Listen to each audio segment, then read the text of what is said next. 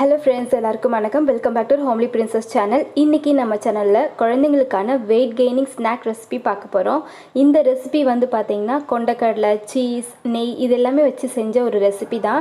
So ரொம்ப ஈஸியாக செஞ்சிடலாம் அண்ட் ரொம்ப ஹெல்த்தியாகவும் இருக்கும். கண்டிப்பாக நிறைய பேருக்கு டவுட் இருக்கலாம், வெயிட் கெயின் ஆகுமான்னு. கண்டிப்பாக வெயிட் கெயின் ஆகும். இந்த மாதிரிலாம் ஸ்நாக்ஸ் செஞ்சு கொடுங்க குழந்தைங்களுக்கு. ஸோ இது எப்படி செய்யலான்னு பார்க்கலாம் வாங்க.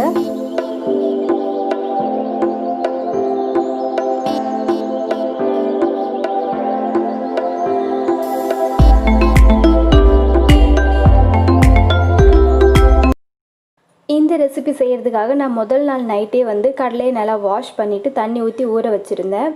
அதை மறுநாள் காலையில் நம்ம நல்லா வேக வச்சு எடுத்துக்கலாம். இப்போ நீங்கள் வேக வைக்கிறீங்க அப்படின்னா அதில் லைட்டாக இந்த கடலைக்கு தேவையான அளவுக்கு சால்ட்டு போட்டு வேக வச்சு எடுத்துக்கோங்க.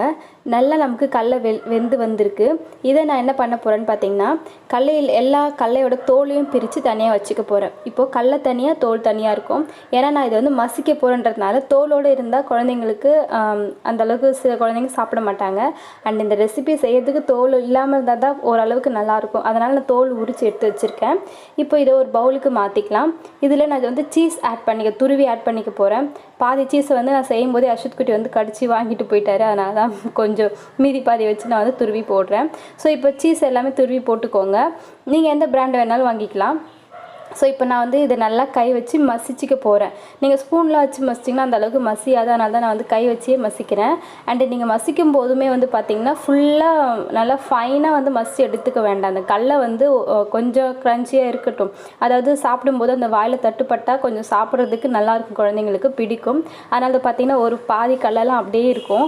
ஸோ அந்த மாதிரி நீங்கள் அங்கங்கே கடலை தெரிகிற மாதிரி நீங்கள் வந்து நல்லா பிசைஞ்சு எடுத்துக்கோங்க.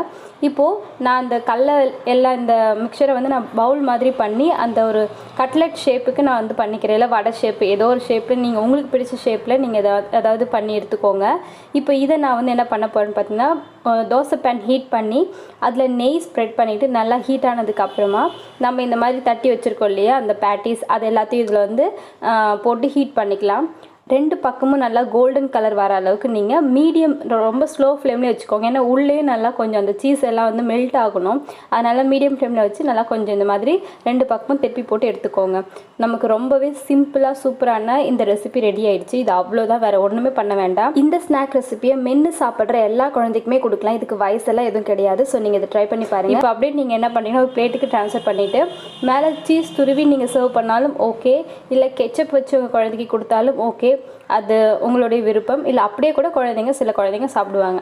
என்னோடய குழந்தைக்கு வந்து நான் கெச்சப் வச்சு தான் கொடுத்தேன். சும்மா மேலே உங்கள் டெக்கரேட்டுக்காக நான் சீஸ் வந்து போட்டு காமிச்சிருக்கேன். ஓகே ஃப்ரெண்ட்ஸ், உங்களை வேறு ஒரு ஹெல்த்தியான ரெசிபியோட பார்க்குறேன். அண்டில் தென் பாய்.